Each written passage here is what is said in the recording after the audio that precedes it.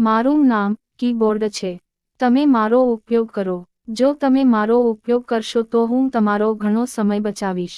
તમારી કામ કરવાની સ્પીડ વધારીશ.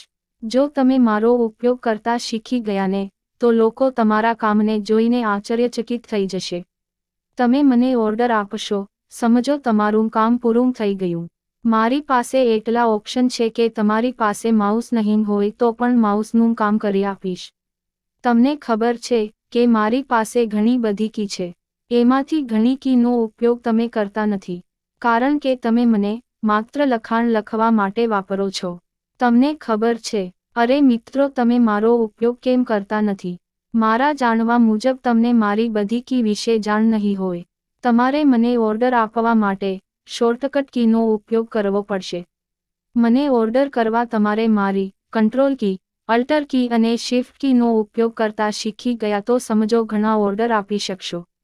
મારા વિશે તમે જાણતા ના હોય તો આજે જાણી લો.